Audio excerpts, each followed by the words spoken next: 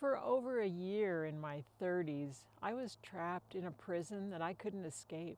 The worst part? I was the one who built it, brick by brick. I'm Lynn Weimar, and I'm going to share with you how I finally found my way out and how you can too. This happened when I was in my 30s, and I'm sharing it now in my 60s because the freedom I found back then has only deepened over the decades. If you're feeling trapped right now, I want you to know lasting freedom is possible. This is going to get real, but stay with me because freedom is worth it. I need to tell you something I'm not particularly proud of, something I hid from a lot of people for years. In my mid-30s, I was living what looked like a perfect life from the outside. Beautiful home in the Idaho mountains, 6 kids, ministry work, the whole picture. But inside, I was drowning. My marriage was falling apart and I felt completely powerless to do anything about it. The emotional pain was so intense that one day, sitting in our minivan on the way home from church, I did something I never thought I would do. I retreated into an emotional escape, a fantasy world I created in my own mind. I told myself, no one will ever know what's going on in my own mind. This is private, this is harmless. And at that moment, the flood of emotion that washed over me was so powerful, so relieving, that I didn't want to leave that place. Finally, I felt something besides emotional pain. What I didn't realize that day, sitting in that passenger seat, was that I had just opened a door that I wouldn't be able to close.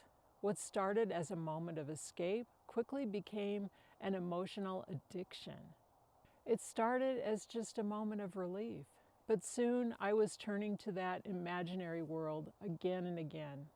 It became how I got through each day. It gave me energy. It rescued me from the mundane and, more importantly, from my pain. I had always considered myself self-controlled and disciplined, but the stark realization that I finally came to was that I was neither. I was trapped. I was stuck. And like being caught in quicksand, the more I struggled to break free on my own, the deeper I sank. Have you ever tried not to think a thought? The more you try, the more persistent it becomes. And that's where I was. The thoughts I desperately wanted to escape were the very thoughts controlling my entire existence. I was living in 2 realities and I wasn't fully present in either one. I had created my own prison, a dungeon of my own making. Around that same time, I started running. Living where we did in the mountains, I had miles of dirt roads right outside my door. I used to think I was too old to run, in my late 30s, but I discovered something amazing. Running gave me a different kind of escape, a healthy one. I started using the physical and mental stamina that I was building, running up those long mountain hills, to represent the inner strength that I was building in overcoming my negative thought patterns. When I got to the top of a big hill, I would pump my fists in the air and celebrate. I allowed that to be a celebration of me. I was getting stronger. I was building my endurance. My fitness journey wasn't separate from my journey to inner peace and freedom. They were deeply connected. But even with that progress, the emotional addiction still had its grip on me. And here's what terrified me most. What if I could never be happy again without this escape? What if giving this up meant facing a bleak, monotone existence for the rest of my life? I finally reached the point where I knew I've had enough. I wanted out, but I had to do something that felt absolutely humbling and terrifying. I had to admit I needed help. For someone who had spent her whole life keeping up the image of having it all together, this was excruciating. I had to let someone see the chink in my armor. I picked up the phone and I called a friend. My hands were shaking. I stammered through the words.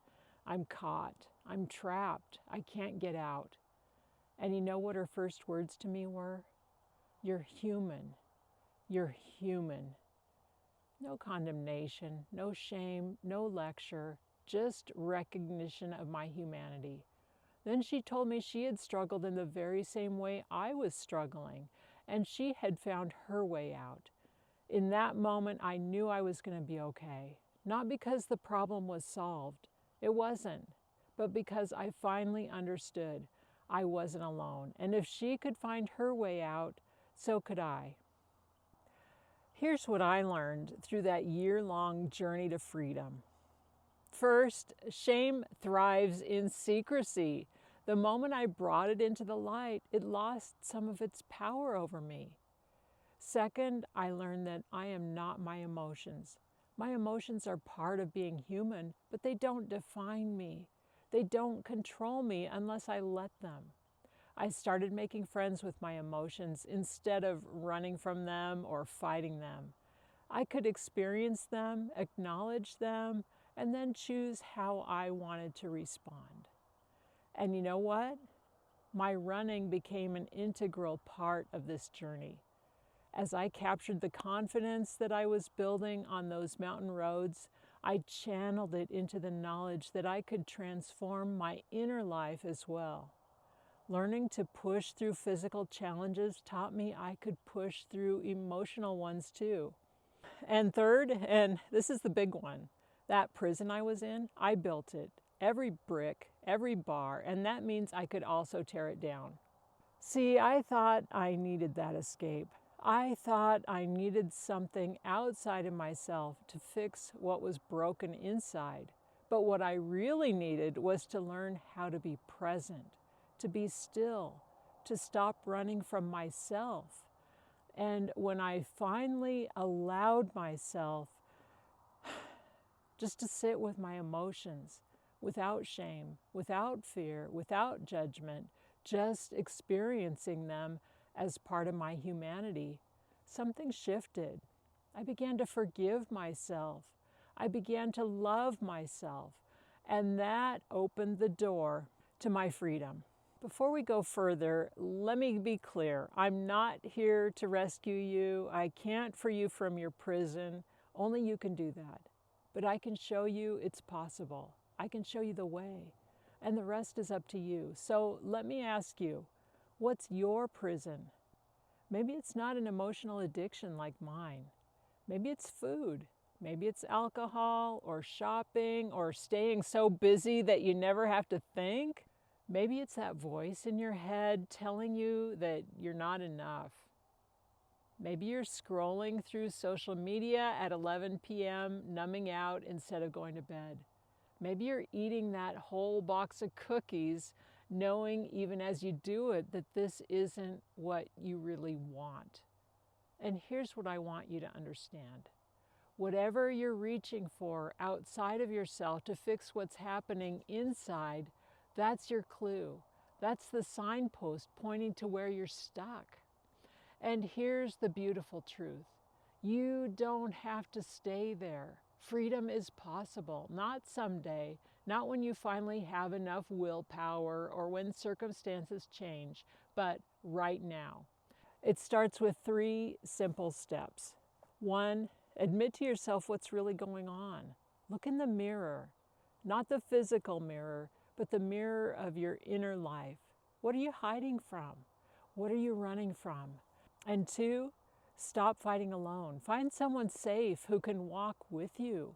Shame can't survive in the light. And 3, start being present to your emotions without judgment. They're just information. They're just telling you something. You don't have to run from them or feed them. You can just notice them. I know this might sound scary. It was for me too. But I promise you, freedom feels so much better than that prison you've been living in. Here's a question I want you to journal about after this video. What am I reaching for outside myself to fix what's happening inside? Just sit with that question. Don't judge your answer. Just notice what comes up. So yes, you built your own prison, but that's actually the best news you could hear today. Because if you built it brick by brick through years of stories you've told yourself, through shame you've carried, through fear you've lived in, then you can tear it down, one brick at a time, one thought at a time, one moment of presence at a time. I'm now in my 60s, and I can tell you I am more free now than I have ever been. That prison I escaped from in my 30s, I've never gone back, not once. Because once you know how to recognize the bars you built yourself, you can keep yourself free. You are worth the journey. You are worth the work, and you're so much stronger than you know. Freedom is a choice. Every single day, you get to choose it. Are you ready to make that choice? If this resonated with you, hit that subscribe button because I've got so much more I want to share with you. And drop a comment below and tell me what's one thing you're ready to stop running from. And if you're ready to start taking action on your freedom, not just mentally, but physically too, grab my free guide, 3 Secrets to Being Fit Beyond 50. It's in the description below, and I'll show you how to rewire your relationship with food and exercise from the inside out, because that's where real transformation happens. Also, come join our free community where I go live every Wednesday with more encouragement and practical tools. I'm Lynn Weimar, and I'll see you in the next video.